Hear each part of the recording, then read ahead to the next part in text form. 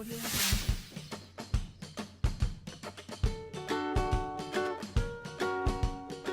Hola clase, ¿qué tal? Bueno, segunda videoclase de la semana. Vamos a terminar lo que comenzamos en la primera. Recuerdo que en la anterior videoclase comenzamos a ver los distintos factores de riesgo que nos podemos encontrar en la empresa y en concreto comenzamos por lo que se denominaba condiciones de seguridad. Vimos en la anterior clase los riesgos que los lugares de trabajo pueden ocasionar al trabajador, así como trabajar con máquinas y con herramientas. En la videoclase de hoy vamos a hablar acerca del riesgo eléctrico, que es algo que prácticamente cualquier trabajador se puede encontrar, ya sea en oficinas o incluso en el campo, porque en el campo también se trabaja con maquinaria y con herramientas eléctricas, y hablaremos también del riesgo de incendio, que bueno, ya sabéis que estamos en una zona de especial riesgo debido a las altas temperaturas y siempre hay que llevar ojo, hay que llevar cuidado. Así que nada, a la faena. Bien, vamos a comenzar la videoclase de hoy hablando del riesgo eléctrico y vamos a hacerlo comenzando con un concepto, con una pequeña definición para entender qué es el riesgo eléctrico. Aunque sea algo bastante evidente, pues conviene señalar.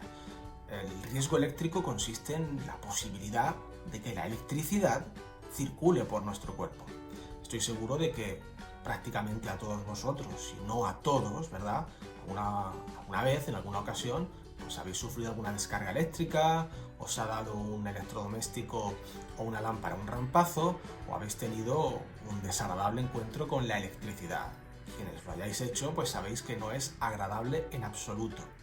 De hecho, es potencialmente mortal, razón por la cual hay que llevar especiales medidas de seguridad cuando se trabaje en condiciones de riesgo eléctrico. El riesgo eléctrico se puede manifestar de tres formas: mediante contactos directos, mediante contactos indirectos y mediante lo que se denomina contactos de alta tensión.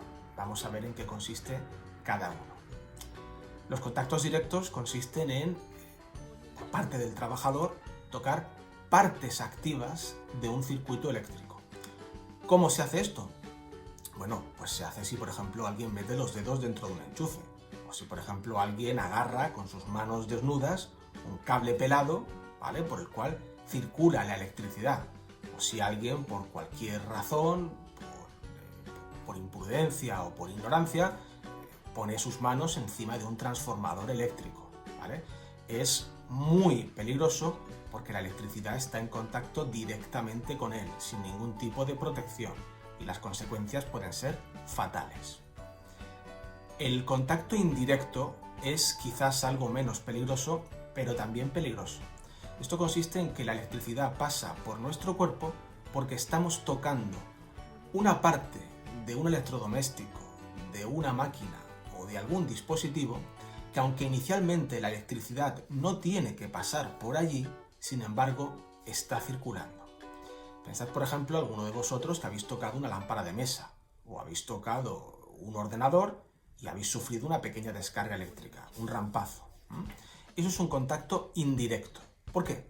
Pues porque cuando uno toca una lámpara, uno no está tocando el cable eléctrico, uno no está metiendo los dedos dentro del enchufe. Lo que ocurre es que la lámpara tiene un mal funcionamiento. Dentro del ordenador hay algún tipo de cable suelto que está haciendo que la electricidad circule por donde no debe de circular, ¿vale?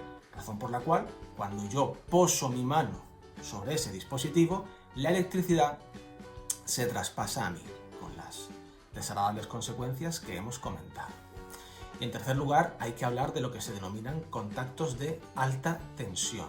Estos son también muy peligrosos, ¿vale? Se produce cuando nos acercamos a dispositivos de más de 1000 voltios, ¿vale? En estos casos la electricidad nos golpea incluso aunque no lleguemos a tocar físicamente nada con las manos o con nuestro cuerpo, sino que nos alcanza a través del aire, ¿vale? Tal es la potencia de este tipo de contacto. Y las consecuencias serían las propias de un contacto directo. Pensad, por ejemplo, cuando vais por las carreteras, especialmente por el campo, y vemos postes de alta tensión, postes eléctricos a ambos lados de la carretera. Cada ciertos kilómetros existen unos transformadores, ¿vale?, en la base de dichas torres eléctricas. Esos transformadores están rodeados por una valla y hay unas señales de riesgo eléctrico, contacto de alta tensión. ¿Por qué están encerradas esas torres, esos transformadores, dentro de una pequeña caseta y por qué están rodeadas de una valla? Pues porque si uno se acerca demasiado, la electricidad puede saltar a través del aire y te puede matar. Por eso, por lo cual, solamente el personal que esté debidamente formado y con el equipo adecuado puede acceder a estas casetas. Como hemos comentado antes, la electricidad no es agradable, la sensación que nos produce es más bien desagradable, ¿verdad?, cuando circula por nuestro cuerpo. Sin embargo, los daños que la electricidad puede causar al cuerpo humano varían, no son los mismos de una persona a otra, porque va a depender de muchos factores. El más importante de ellos es la intensidad de la corriente eléctrica que circule por nuestro cuerpo. Tened en cuenta que la corriente eléctrica, en cuanto a su intensidad, se mide en miliamperios, por lo que a mayor número de miliamperios circulando por nuestro cuerpo, mayor será el daño que vayamos a sufrir. No es el único factor que determina el daño que sufrimos. También hay que tener en cuenta la duración del contacto eléctrico. Si el contacto eléctrico es, por ejemplo, de un segundo porque alguien toca un objeto y a continuación retira la mano, el daño será pequeño. Sin embargo, si alguien se agarra a un dispositivo eléctrico y se queda pegado y es incapaz de separarse, cuanto más tiempo esté la electricidad circulando por su cuerpo, mayor daño sufrirá, pudiendo incluso llegar a la muerte. Finalmente, hay que señalar que también hay que tener en cuenta la distancia o la trayectoria que recorra la electricidad por nuestro cuerpo. Si la electricidad pasa por nuestras manos, pues sufriremos quemaduras en las manos.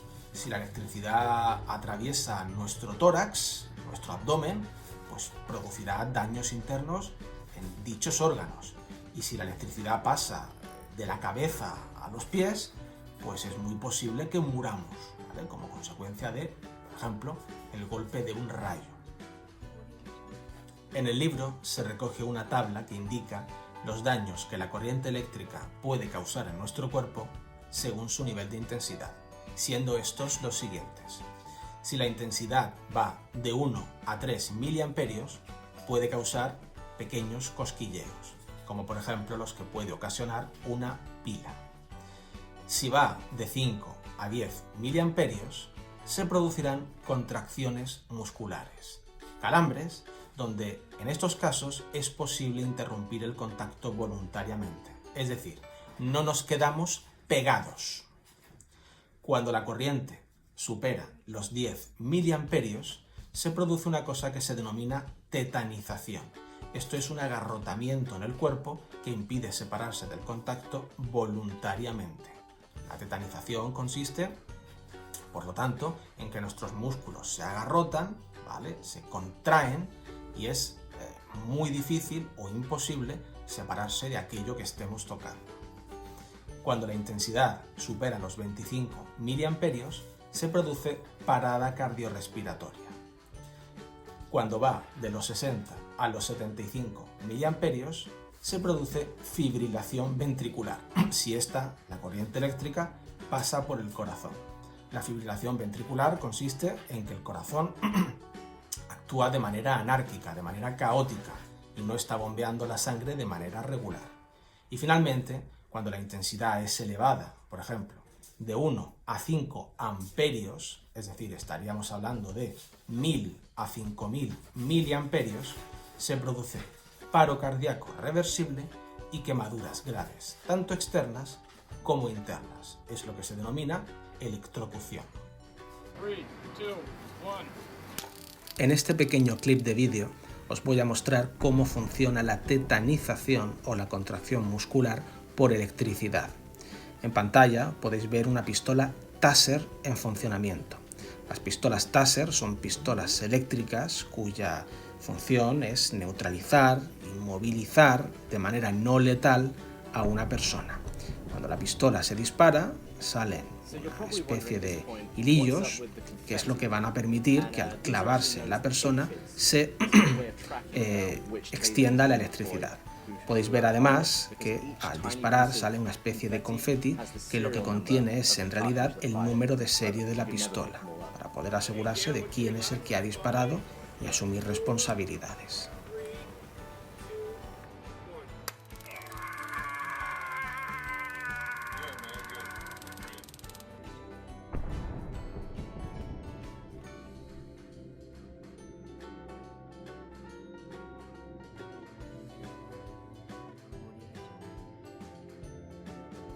Al impactar el proyectil de la pistola Taser contra el cuerpo de la persona, podréis observar cómo de manera progresiva, aunque de manera evidente, los músculos de su espalda se van a contraer, se van a tensar. Esto no se debe a que la grasa de su cuerpo se extienda. No, lo que ocurre es que los músculos, la electricidad, está forzando que se tensen, casi como si estuviese haciendo fuerza. Fijaos como en el vídeo la espalda de esta persona se está contrayendo, casi como si estuviese haciendo fuerza. Observad cómo la apariencia musculosa de la espalda es más evidente ahora. Una vez vistos los posibles daños que la electricidad puede causar a nuestro cuerpo, vamos a ver qué medidas de prevención podemos adoptar para que esto no suceda. Las medidas de prevención las vamos a distinguir según si son frente a contactos directos o frente a contactos indirectos. Para evitar los contactos directos, en primer lugar lo que debemos de hacer es alejar las partes activas del lugar donde estemos trabajando. Pensad por ejemplo en una empresa donde los transformadores no están dentro de los locales, no están dentro de las oficinas ni están dentro del taller, sino que se alejan lo más posible, lo más que la planta de la empresa se pueda permitir.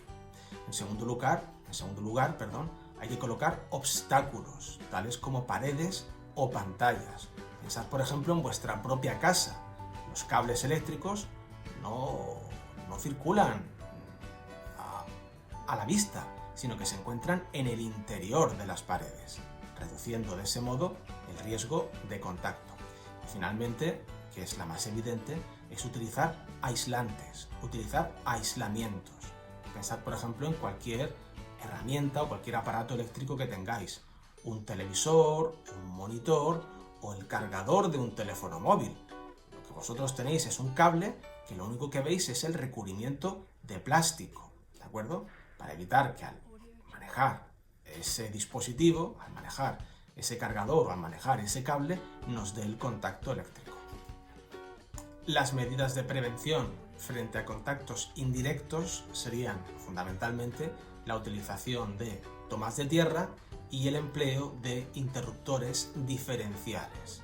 Estos últimos permiten que en el caso de que haya una subida en la intensidad de la corriente, por ejemplo, en los domicilios por encima de 30 miliamperios, que el circuito eléctrico se detenga y se deba de reiniciar. Es lo que se denomina, es lo que se dice cuando, por ejemplo, se van las luces en casa. Finalmente, la última de las medidas de prevención actúa sobre los trabajadores. ¿Cómo? Pues fundamentalmente mediante una buena señalización. Si los trabajadores están advertidos mediante una correcta señalización de que existen riesgos eléctricos y además están adecuadamente formados para combatirlos, los riesgos se reducirán o se eliminarán. En segundo lugar, se debe de entregar a los trabajadores EPIs adecuados al riesgo. Si un trabajador tiene que trabajar con electricidad, debería de utilizar guantes aislantes, botas aislantes, cascos aislantes, etc., dependiendo de cuál sea la naturaleza de la actividad. En tercer lugar, se tienen que utilizar elementos de protección colectiva allá donde resulten necesarios, que también sean aislantes.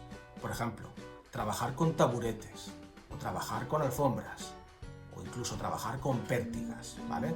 Lo de las alfombras y los taburetes, especialmente lo de las alfombras, es porque la electricidad no circula a través de las mismas, del mismo modo que circularía si no existiese. En el caso de las pértigas, su uso, pértigas o palos, pensad por ejemplo en el palo de una escoba, que alguien puede pensar, ¿y esto exactamente para qué sirve? Bueno, pues sirve para en lugar de tú tocar el transformador o el tocar el dispositivo eléctrico, lo hace el palo por ti, ¿vale? Reduciendo de ese modo el riesgo de contacto eléctrico. Por otra parte, si una persona, imaginemos, que se queda pegada a un cuadro eléctrico, es una mala idea intentar separarla uno mismo con las manos desnudas, razón por la cual hay o bien que utilizar un palo para intentar separarla, o bien de un empujón muy fuerte con la inercia suficiente para no quedarnos pegados, pero siempre con mucho cuidado. Para aquellos de vosotros que estáis viendo este vídeo, me gustaría que tomaseis nota de una cosa, que lo escribieseis, porque es algo que voy a preguntar en el siguiente cuestionario, y es: el número secreto es 56. Repito, el número secreto es 56. Ya explicaré por qué hago esto. El segundo de los riesgos que vamos a ver hoy es el riesgo de incendio. Comenzamos en primer lugar con una pequeña definición, indicando que incendio sería todo aquel fuego que no está controlado y que destruye algo que no está destinado a arder. Vamos a ver, no todos los fuegos que nos encontramos o que están presentes en nuestra vida tienen por qué ser incendios. Una persona que enciende un cigarrillo con un mechero, ese fuego está controlado y además se dirige exactamente hacia donde se quiere dirigir. Sin embargo, el fuego de una papelera, porque hemos tirado ese cigarrillo dentro, está quemando cosas que no están destinadas a ser quemadas, y si el fuego se extiende más allá de la papelera, se acabará convirtiendo en un incendio. Para que exista un incendio, o para que exista, mejor dicho, fuego, hacen falta 4 elementos. A estos 4 elementos se les denomina el tetraedro del fuego. Esos 4 elementos son los siguientes. Sin ellos, sin los 4 presentes de manera simultánea, no puede haber fuego y no puede haber incendios. El primero de ellos es el combustible, que es la sustancia o materia que va a arder. Puede ser papel, puede ser tela o puede ser un líquido como la gasolina. El segundo de los elementos se denomina comburente. El comburente o los comburentes son sustancias que facilitan o que provocan que el combustible pueda arder. Tenemos en la naturaleza un comburente natural, como es el oxígeno, sin el cual no se podrían extinguir los fuegos. Pensad, por ejemplo, cuando una persona se le prende fuego a una parte del cuerpo, como de manera inmediata vienen otras personas con mantas a golpearle, a envolverle en esa manta. ¿Para qué? Para estrangular el suministro de oxígeno. Si reducimos el oxígeno con el cual está en contacto el fuego desaparece. En tercer lugar, hace falta lo que se denomina energía de activación, ¿vale? Que es la cantidad mínima de energía o foco de calor para que el fuego pueda prender. Imaginemos, por ejemplo, que yo tengo una lata de gasolina sobre la mesa y esa lata de gasolina está en contacto con oxígeno. Hay combustible y hay comburente.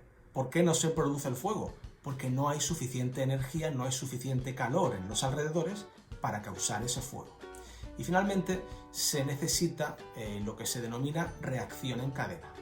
Y es que una vez que se produce un fuego, si el fuego, por ejemplo, al encender un cigarrillo se queda allí, si no entra en contacto con otros elementos, no hay incendio.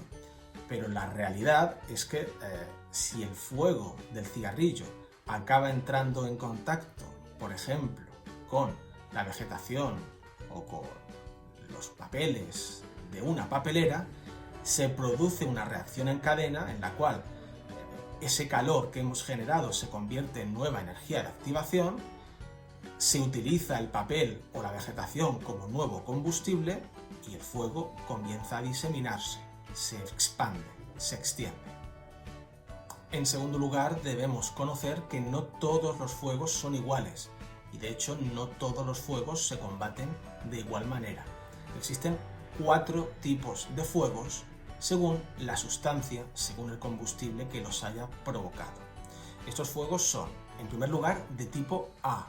Se consideran fuegos sólidos, producidos por sustancias sólidas como por ejemplo tela, corcho, papel o madera.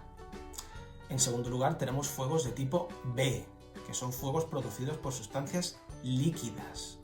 Por ejemplo, la gasolina, por ejemplo, la lejía o los disolventes, que son inflamables, o también el alcohol. En tercer lugar tenemos fuegos de tipo gaseoso, como por ejemplo el metano, entre otros gases. Y finalmente tenemos fuegos de tipo D, que son fuegos producidos en el que el combustible es metal. ¿El metal puede arder? Sí, el metal a determinadas temperaturas, como prácticamente todo en la creación, puede arder si se le aplica el calor suficiente. Los daños producidos por el fuego y por los incendios son conocidos por todos. En primer lugar, en el caso de un incendio, ya sabéis que uno puede morir por una intoxicación, es decir, por inhalar los gases tóxicos, por inhalar el dióxido de carbono que el incendio está causando. No es el único, también se producen quemaduras internas, ¿vale? En el interior del cuerpo nuestros órganos se queman debido a las altas temperaturas y a la inhalación de ese aire caliente. También, y como es natural, quemaduras externas, que es lo más evidente y lo más fácil de reconocer. Cuando alguien ha sufrido una quemadura, pues existen de diferentes grados, de diferentes niveles, que veremos en las próximas clases. Y finalmente, que quizás es menos aparente, también en los incendios se producen daños como consecuencia de atrapamientos o aplastamientos debido al pánico que el incendio puede causar. Si hay un incendio, normalmente la gente sale corriendo y como consecuencia de eso se pueden producir daños. En cuanto a las medidas de prevención y protección frente a los incendios, tenemos las siguientes. En primer lugar, un diseño de edificios inteligente contando con materiales difícilmente inflamables o ignífugos. Ignífugos significa que no se puede prender, que no se puede quemar o que se quema con mucha dificultad.